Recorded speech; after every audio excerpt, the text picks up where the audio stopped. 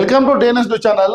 నిన్న రేవంత్ రెడ్డి పాలేరు బహిరంగ సభలో ఏదో మాట్లాడిన ప్రసంగాన్ని దాన్ని కౌంటర్ చేయడం జరిగింది. హరీష్ రావు గారు ఇగో దిమ్మలు కూలగొడితే గుణపాఠం చెబుతాం, రాజకీయంగా ధైర్యం లేకనే భౌతికదాల పిలుపు, ఇది సీఎం దిగజారుతనానికి నిదర్శనం, బీజేపీతో రేవంత్ చీకటి స్నేహం. హరీష్ రావు నిన్న హరీష్ రావు గారు చాలా చక్కగా చెప్పడం జరిగింది.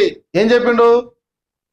ఒక ముఖ్యమంత్రి స్థాయిలో ఉన్న వ్యక్తి నువ్వు భౌతిక దాడులకు పాల్పడే విధంగా నువ్వు ప్రజలను కార్యకర్తలు రెచ్చగొడొద్దని చెప్పిండు.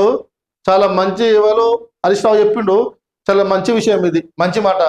మేమేం చెప్తున్నామంటే గతంలో 2 సార్లు అధికారంలో ఉన్నప్పుడు భౌతిక దాడులకు పాల్పడింది ఎవరు? మీరు కాదా? మీరు జర్నలిస్టులను అక్రమంగా అరెస్ట్ చేయలేదా? వాళ్ళని జైల్లో పెట్టి థర్డ్ డిగ్రీ యూజ్ చేయలేదా?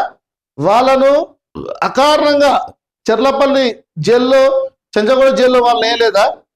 అకారణంగా చాలా మంది జర్నలిస్టులు చేయని పాపానికి వాళ్ళు బలైపోలేదా?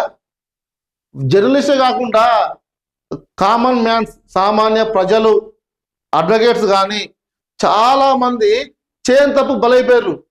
ఈరోజు మీరు చెప్తుర్రు, ఈ చెప్పే ముందు గతంలో మీరు ఏం చేసిరని ఒకసారి చూసుకోవాలి. మీరు చెప్పటం ఏమో ఉంటే సామెత, ఇప్పుడు ఇది వర్తిస్తుంది కదా.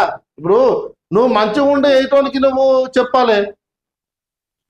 కోడలు బుద్ధి చెప్పి అత్తేమో చేసేట్టు మీరు కరెక్ట్ ఉండి చెప్తే ప్రజలు కూడా దాన్ని విశ్వసిస్తారు. అబ్బా పార్టీ మన సార్ వాళ్ళు బాగా చెప్పారు, గతంలో వీళ్ళ పాలన రామరాజ్యంగా జరిగింది, ఇప్పుడేమో ఇట్లుందని చెప్పి ప్రజలే చెప్తారు కదా. మీరు చేసింది ఒకటి, చెప్పేది ఒకటి.